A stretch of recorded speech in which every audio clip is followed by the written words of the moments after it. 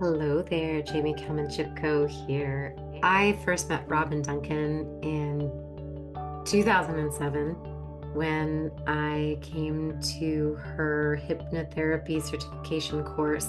And luckily, when she was teaching hypnotherapy, she was also teaching EFT, which I'd never even heard of, emotional freedom techniques, tapping on these acupressure points.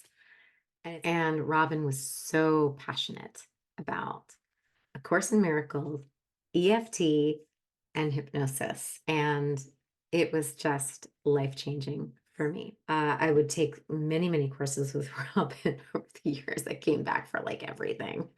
I was like, I'll take whatever you got.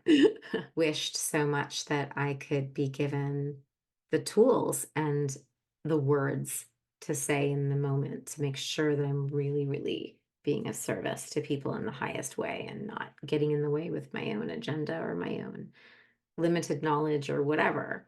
And Robin introduced me to the concept of resourcing, which was that was a total game changer. It was so simple to use and yet so effective so quickly. And I had clients tell me, wow, that was like 3 years of psychotherapy in 90 minutes. That's like an expressway to healing. When can I see you again? This is incredible.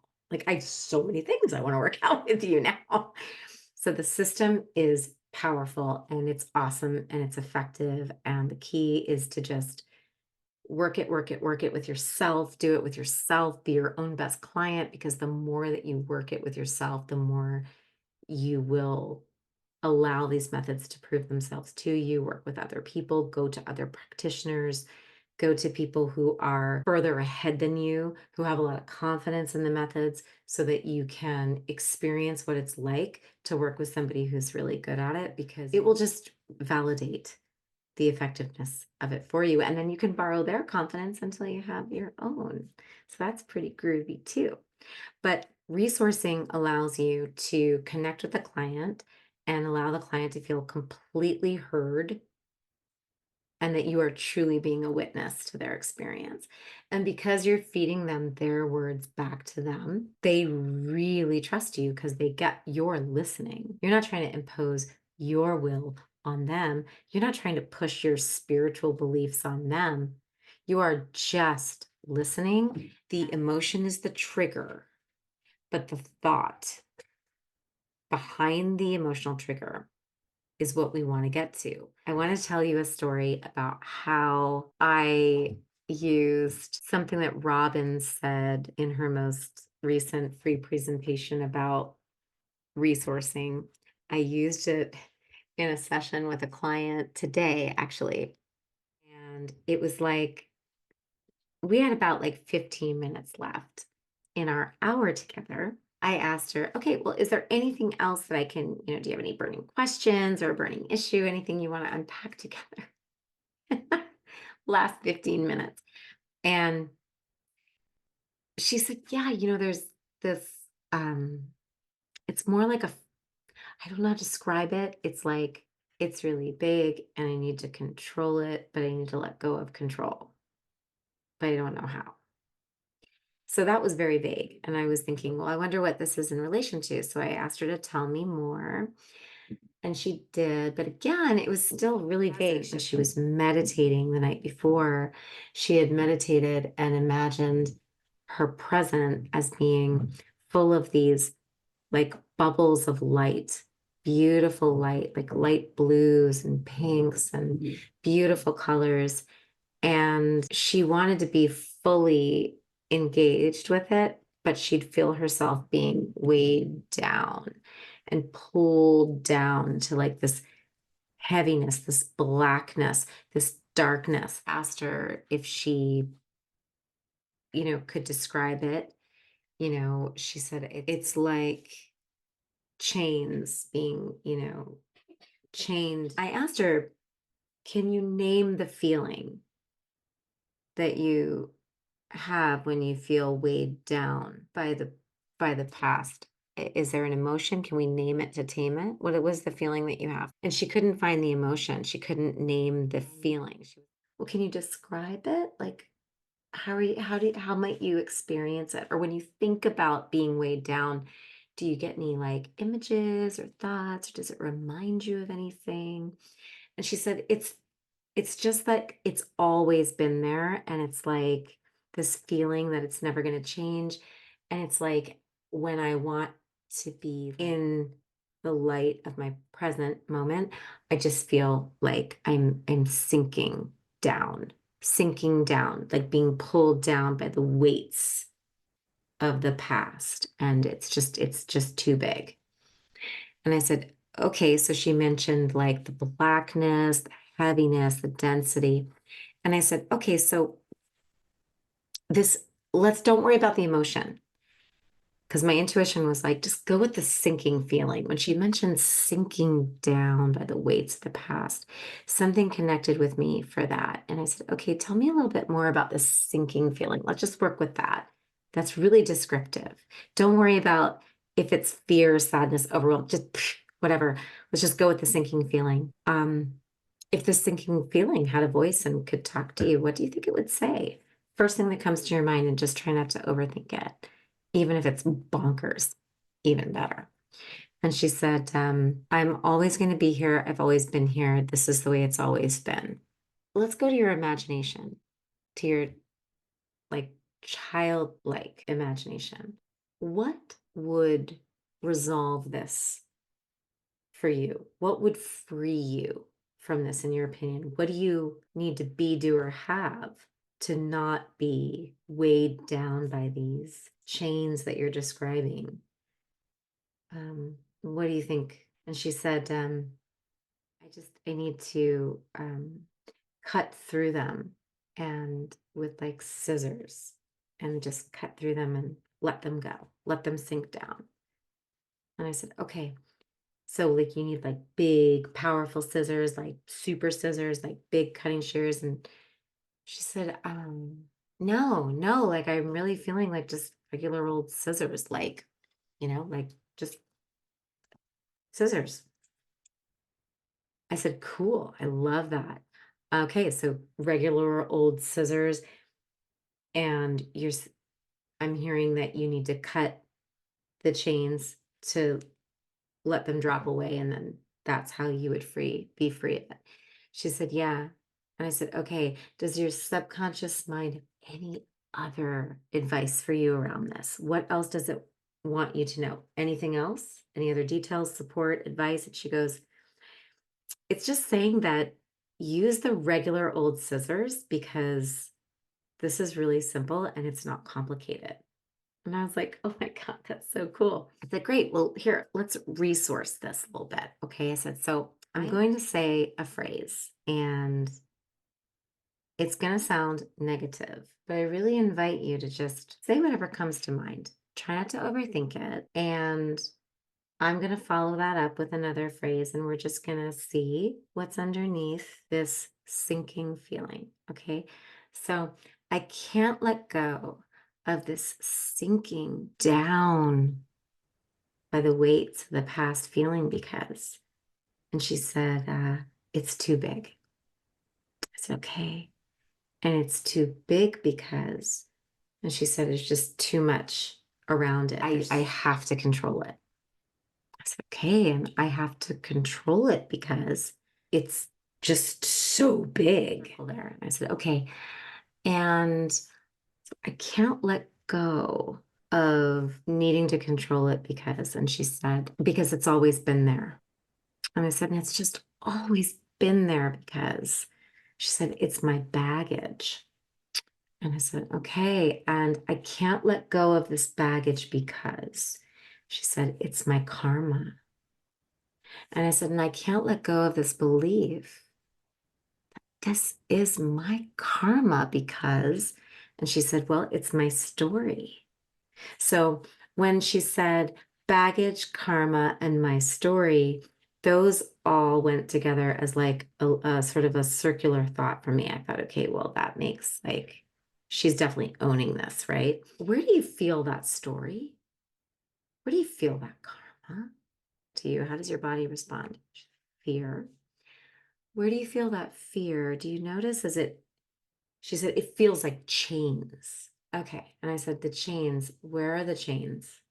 Where are they? She goes, oh, they're just like so heavy and they're just like weighing me down. It's like, ugh. And I said, okay, where are they? Where do you feel them? And she said, like here. And she's pointing to her, like what I thought at first was her throat, but actually it was just below her throat. And it was like the collarbone chest area. She said, it's like I'm drowning. It's drowning me. They're drowning me. And that's when I remembered Robin saying on the night that she was teaching about resourcing, she had called on me to ask me a question about what does it mean, past students of mine, if your client is suddenly dealing with something, but it's like there's no history to it for them. What could that mean? It just came out of nowhere. And I was actually not completely paying attention at that moment when I got called on. So I was like, oh no, what's the question? And so that's why I remember it so clearly. The answer to her question was, it's a past life. It's a past life experience most frequently. So I'm listening to my client describe the blackness, the heaviness, the density. It's always been there, the baggage, the karma. It's my story. But the biggest thing was when she said sinking down by the weights of the past and talked about chains and talked about drowning. When she said the word drowning, and then all of it's just coming into my mind, because you see, you're listening. What I love about resourcing is that you're so focused, you're so present with them, you're listening with like your whole body. I asked her, I said, these chains, are they old? Are they new? Can you get a sense? How old are they, do you think? She said, they're really old. And I said, this story, it feels old. What does it feel like for you? And she said, yeah, it feels really old. I wonder if this is a past life memory. What do you think? She said, I think so. And I said, okay, well, would you like to explore that? She said, yeah, let's do it. So to close your eyes for a moment, I want you to just tune into this feeling. And then we did some tapping. And for the setup phrase with the tapping, I made sure to say things like, even though I can't let go of wanting to control this heavy, sinking feeling, I am willing to remember that I am safe now in the present, and I choose to feel calm and safe as I explore this. So I just made sure to tap on, that even though I think I might have been drowning in a past life, I give myself permission to explore that experience from a place of peace and safety. And I choose to set myself free. And we just really tried to keep, like just acknowledging the discomfort. And we didn't need to relive the traumatic experience of whatever happened in that past life, but we wanted to acknowledge that something was unresolved. So we just tapped on what we knew. And I just had her tap through. I said, even though there's a part of my mind that thinks I may have drowned and it was out of my control and I felt powerless to stop it, and I can still feel that sinking down feeling, I choose to forgive myself for carrying the weight of that memory, of that trauma. I choose to forgive myself and all involved. And, we tapped on, I forgive myself if I had anything to do with this, if there was anything that I did that caused this, I forgive myself. If it was forgiving the people involved, because in truth, even though she's got this story in her memory on a subconscious level of having been traumatically drowning, right? And in chains and not able to free herself. If in fact it was something that she had done, well, then that debt's been paid, right? Like she didn't owe anything more on that. She paid for that with her life. So she is clear. So we wanted to clear that for her. And we also wanted to clear for her the idea that if this was done by others, perhaps she was being executed for her gifts and misunderstood and whatever it was, that in truth, they just ended that story because she's right here, right now with me, tapping with two beautiful babies and a wonderful life. And so that death was not the end. It was just the end of that story, but it was the beginning of a new story. And when you write a new story, you don't necessarily keep all the same characters or same themes, right? It's a new story. So, whatever that was that happened then, she didn't need to bring that into this lifetime other than to forgive it, just to know that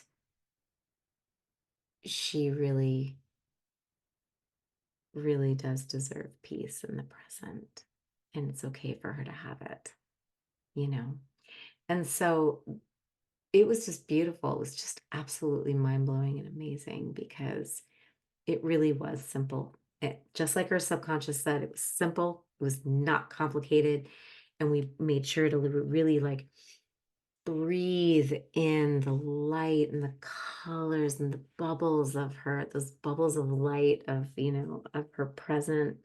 Just breathe that in. And we were just expressed our gratitude for being able to breathe and being free to breathe and having that power to, I'm not drowning anymore. And I had her cut with the scissors, cut that, cut those chains, and the chains, went away. And she could just see herself just floating in the water and like floating up, following those beautiful bubbles up to the surface and just breaking the surface and really like breaking the surface powerfully, like I'm here.